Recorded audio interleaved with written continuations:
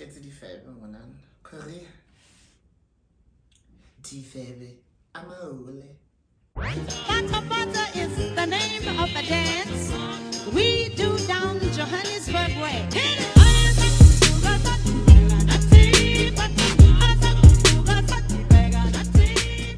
Hey Chummy, welcome back to my channel. I hope everyone is doing absolutely well. I hope you are doing great. I hope your family is doing great. I hope your friends are doing great as well. As you can see by the title of this video, I decided to do like a Q&A / chit chat, and I'm doing my very first mukbang actually. So today I decided to do like a Korean, Italian fast food mukbang.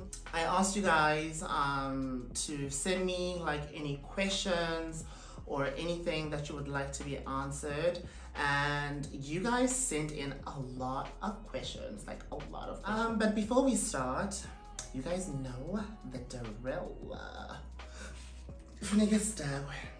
I don't know why I have soju in front of me actually.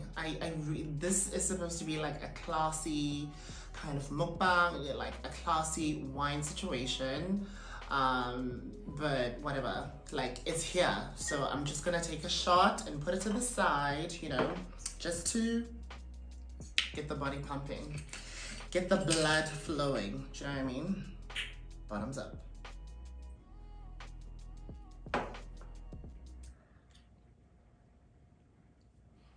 Oh, cheers. Ooh. So what I have here, I have a spaghetti bolognese. It does not look, I don't know, it doesn't, the presentation is not good. Disgusting! But yeah, this is spaghetti bolognese. And then here, I have a classic margarita pizza. Like, nothing extra. Let's get into the questions. The first question says, what was your first heartbreak like? My first heartbreak. Wait again, like, when I think about it, I wanna cry.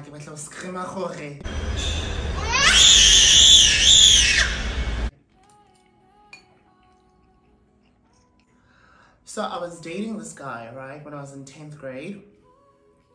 And you know, I've always been like attracted to men with power. So like he was in grade 12 and I was in grade 10, and he was the head boy of his school.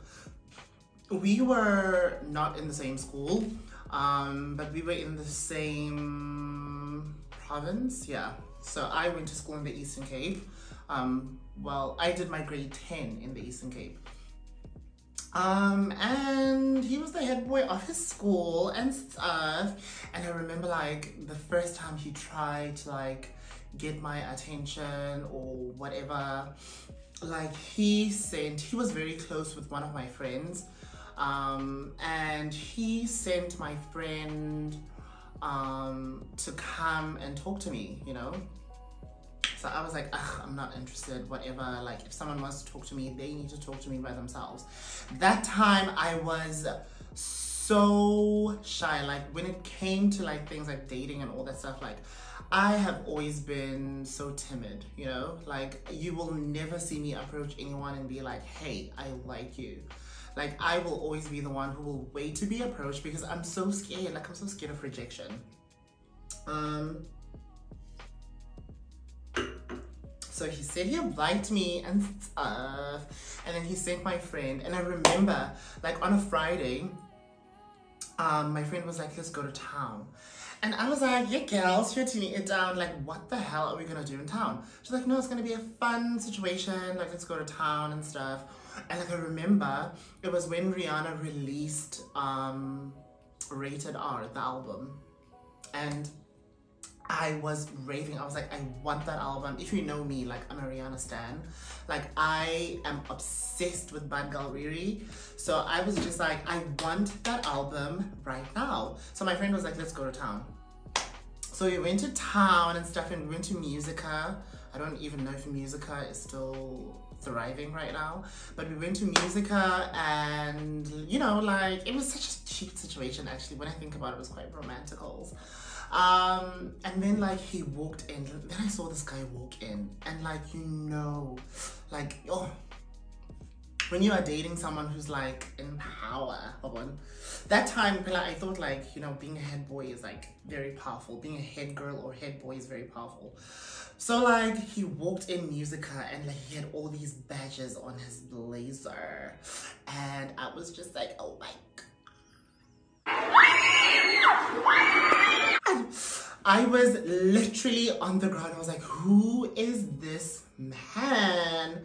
And my friend like told me, this is the guy that I was telling you about, the guy that's into you and all that stuff. And I was like, oh, yum. If he's into me, like, oh, my life is perfect. And then, yeah, like we got together and stuff, and we dated shortly after that.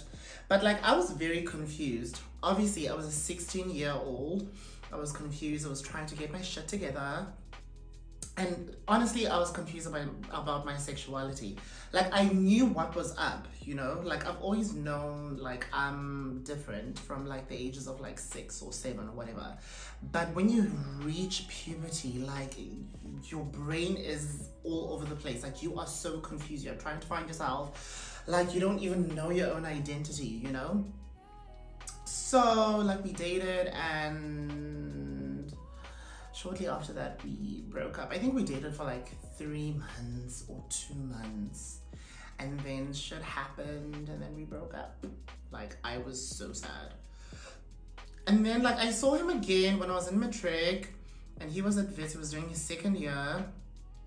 And that encounter was actually also very traumatizing. That's a story for another day. The next question says, if you have, what's it like dating Korean gents? I've heard it's something else.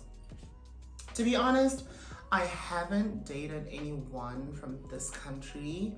I haven't dated any Korean guys. I've had interactions with them, but it's not my cup of tea. I was into the snacks, man. They ask weird things. So I'm just like, I'll stick to my people. The next question says, are you full tosa, meaning both your parents are tosa? Yes and no. My mom is fully tosa, like her mom and dad are tosa. So my mom is a full-blown tosa woman. But my dad, though, my dad's side of the family, like, there's a history there. Like, I don't know where to even begin. But my grandfather from my dad's side wasn't black. I mean, he died before I could ask, you know, about his genes, his genetic line, where he comes from and all that stuff. Because, like, he died when I was in, like, what, grade 10. A lot of things happened when I was in grade 10. Oh my God, the trauma. He died when I was in 10th grade. And back then, like, no one wondered. Like, I did not care about those things and all that stuff. But now that I'm grown, I wish I you know, spent time and I asked him, like, where he's from and all that stuff. But one of my cousins told me, like, my grandfather was from Germany. Also, his family was from Germany. The other one was like, they are from the Netherlands. So I'm just like, what's the tea? But long story short, my grandfather wasn't black. His family was white. And my grandmother from my dad's side, she was black. She was a Xhosa woman. So they had children, and my dad is mixed race, I guess. And then my dad got with my mom, and I'm the end product. It's not even a situation where I'm like, I consider myself, I am Xhosa. I grew up speaking Xhosa, like, even my dad's side of the family. Like, my grandfather, as much as he was not Xhosa, he actually spoke Xhosa. So tosa in Afrikaans, but yeah, I'm tosa. The next question, it says, where is the best place to apply for teaching jobs in South Korea? To be honest, I personally applied directly through an agent. I don't know where I found this agent because it was not recommended to me, you know, by someone or whatever. It's just me like browsing the internet and stuff, and I found him. But the best place that I can advise you to apply for jobs or work or anything that has to do with teaching overseas is Dave's ESL Cafe, right? I'm gonna put the website on the screen so that you can see. But Dave's ESL Cafe has like working positions for like many countries. Like you can find positions for Vietnam, for Thailand, for South Korea, Saudi Arabia, China, Philippines, anything. Like you can find so many places where you can teach on Dave's ESL Cafe. The next question says,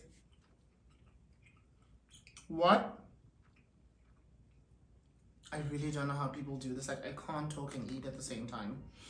What keeps you going when things are taking a fucking left, child? What keeps me going when things are taking a left? I think for the most part, I just try and center myself and remember, you know, my purpose and remember like my dreams and all that stuff. Like I'm very much goal focused. Like when I have a vision in my head, it's very hard for me to be deterred from the vision. So every time things take a left, I remember the reason why I'm doing what I'm doing in the first place. So I always try and stay centered and rooted, and I always speak to my mom. Like my mom gives me the best advice. She always motivates me. She always encourages me.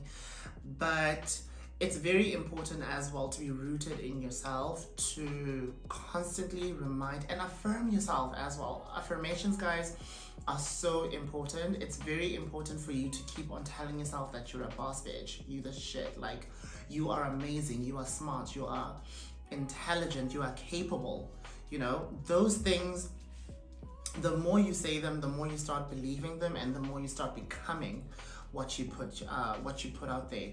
So it's very important for you to think positively about your situation, even when things don't seem to be going positive. Like don't down talk yourself, don't say negative things to yourself, because one thing I can tell you is that your tongue is very powerful. You might say things thinking, oh, it's willy-nilly, but the more you say things, the more you become those things, because subconsciously you start, you know, morphing into what you say you are.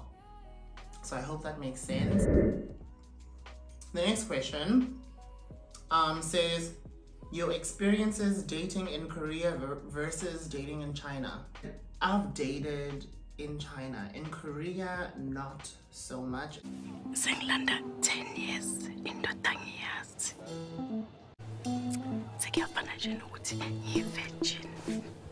In Korea, it's just hookups and situationships.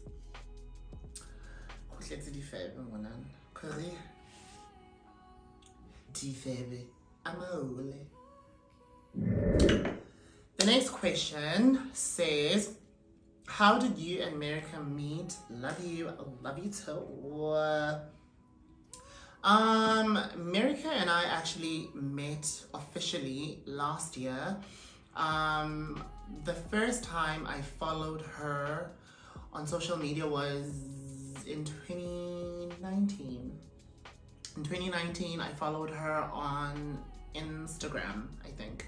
I followed her on Instagram, and shortly after I followed her, she put out like messages, like a status message that said, or an Instagram story that said she is looking to go overseas and all that stuff, and anyone who's overseas, like, can you please let her know how to begin the process and all that stuff. So I sent her a message because I was still in China back then.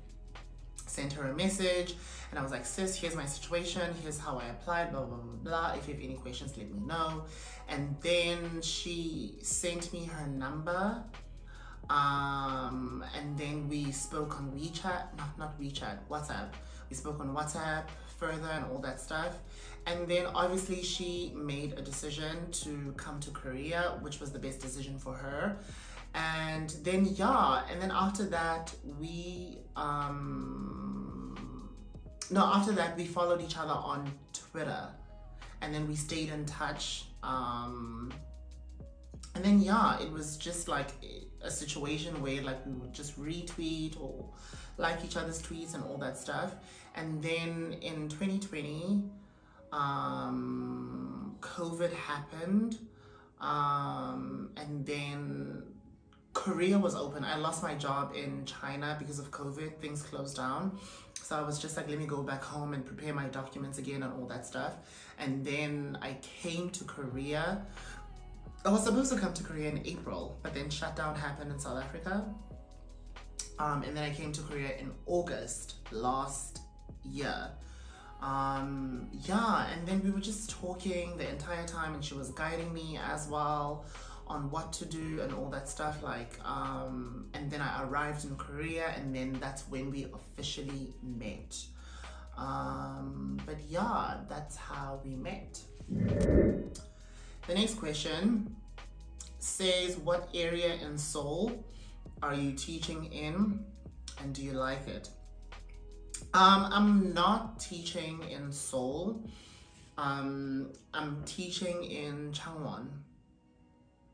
Yeah, I'm teaching in Changwon. I love it, actually. I really, really love teaching. There's something so liberating about helping someone achieve something that they thought they would not be able to achieve. And I see that with many of my students. Many of them like come in and they, you know, think English is so hard. Like they think they will never grasp any concepts and all that stuff. And when they actually like understand,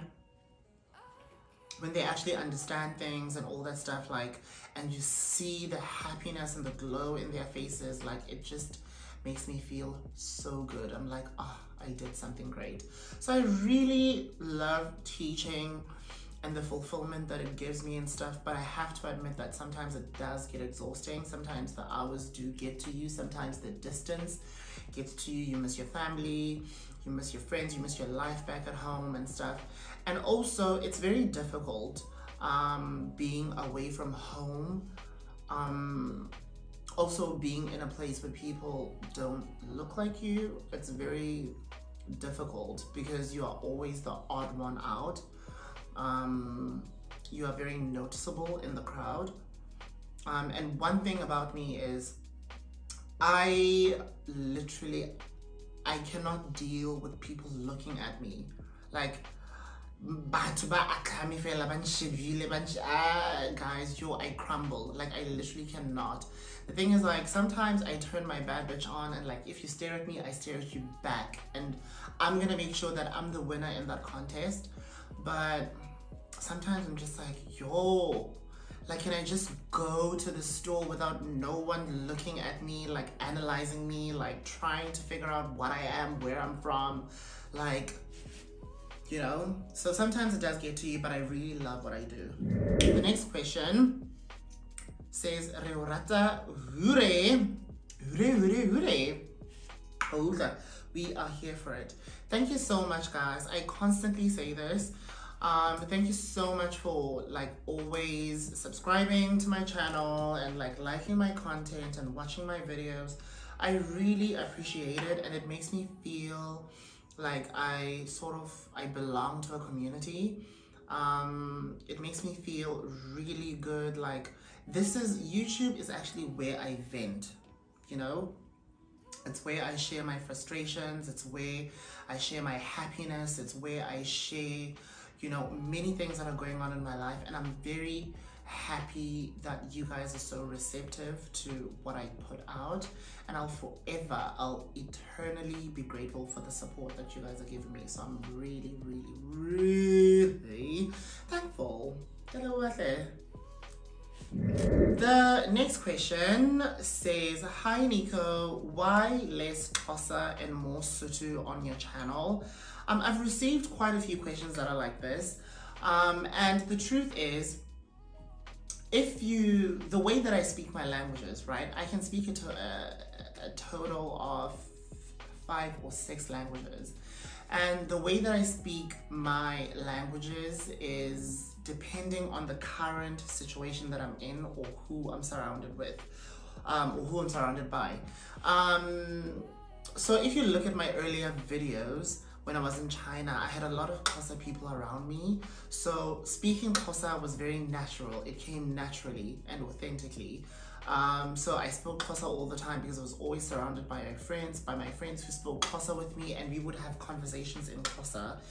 But when I go back home, for example, when I visit my friends in Joburg, majority of my friends, literally 98% of my friends that I visit in Joburg, they speak Sotu. We always have conversations in Sotu. We always like converse in Sotu. Everything we do is Sotu there. So it always depends. The way that I adapt, I'm very good at adapting. Let me put it that way. I adapt according to my environment and according to who I'm surrounded by. So right now, like I'm in Changwon, and obviously America is very close to me, and Refilio is also very close to me, and I spend a lot of time with them. So we always speaking Sotu. They speak Sotu, and we always speaking Sotu. So it's very, it would be very difficult and challenging for everyone involved if they spoke Sotu and I spoke Xhosa, and I constantly replied in Xhosa. I'm like, you know what? I can speak Sotu. I can adapt to the situation. So why not just blend in, you know? And yeah, like, yeah, that's why I feel, or maybe that's why there is less Xhosa on my channel, and more Sotu. But if you guys nifuna is Xhosa, like I will literally speak Xhosa till the ends of the earth, because obviously it's my language. I love it to death. Like it's Xhosa and this. So like if you want me to do videos where I speak Xhosa, like I will happily do it. It's just right now I don't have anyone to speak Xhosa with. Yeah, that's just the simple truth. And even when I speak to my mom over the phone and stuff, I'm always like speaking in English. It's only on rare occasions where there are things that I want to say in Xhosa that cannot be translated in English. But yeah, like there's no other reason except for that. I haven't been eating, I've just been talking and drinking. Clearly I suck at mukbangs. Do you really enjoy being in South Korea? Blink if you are being held as hostage. No, they're not. I do. I think before I did this job, the job that I'm doing now, I really hated being here. I wanted to go home so many times. I literally wanted to be in China so many times. Because the job that I did before, like it was just too much for my liking, and I was so far away from all my friends. And right now the job that I'm doing is so simple, it's so easy. Like I literally have nothing to complain about with the current job that I'm doing. It's literally the easiest job I've ever done in my teaching history.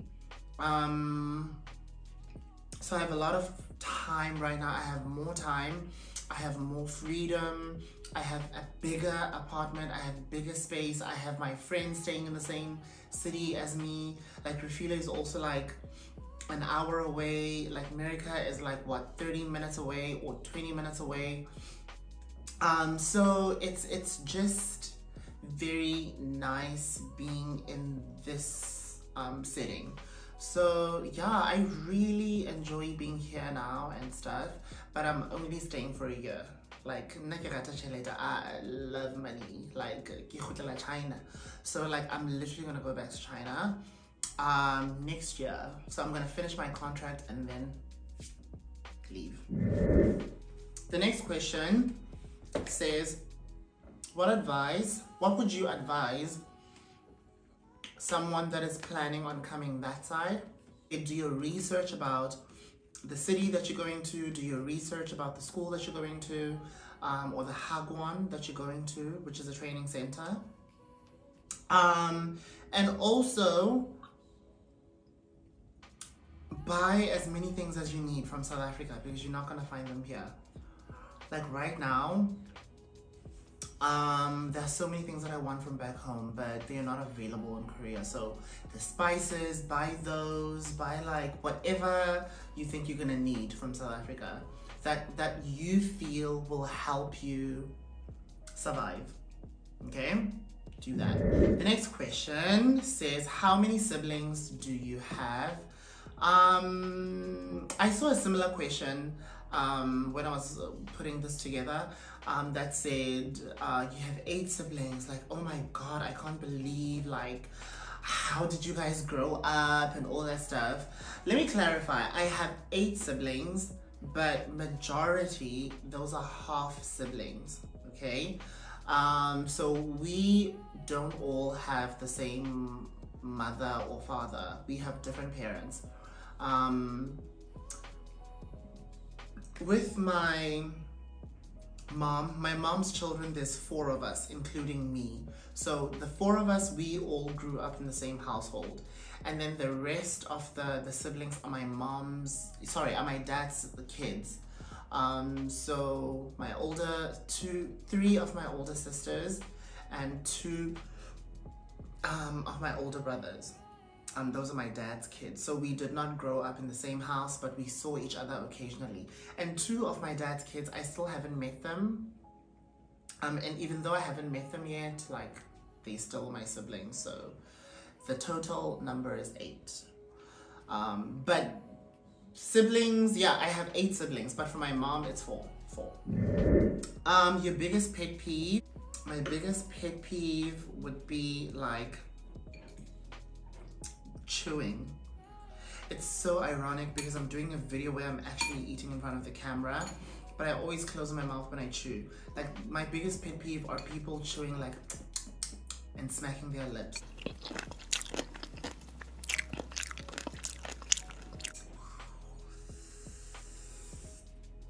Like when someone does that,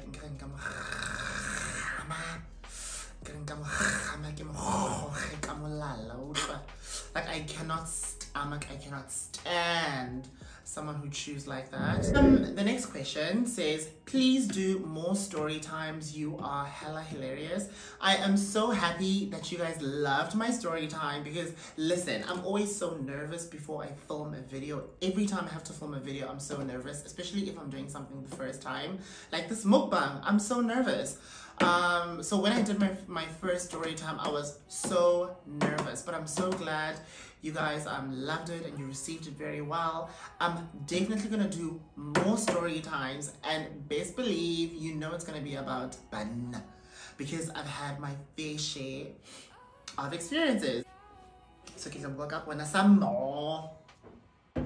Apparently, so I always tell my mom to not watch my videos, but she watches them anyway. And like in December, like my mom with her friends and my siblings, they watched my videos together. And like I asked my younger brother, I'm like, why would you open my videos in front of my mom? Like, I told you I do not want you guys watching my videos. And literally they were watching my videos and stuff, and my older brother said the comment that was made a lot was that I drink so much. Like, I drink a lot and I need to fukotsa. That's what my mom said, allegedly, according to my brother, that I drink way too much. And me opening wine bottles in videos drinking soju is literally not helping my case. Like, my mom is gonna be like, I'm such an alcoholic. But I'm not an alcoholic. Like, I'm literally enjoying a few glasses of wine after work. Is that a bad thing? That's not a bad thing.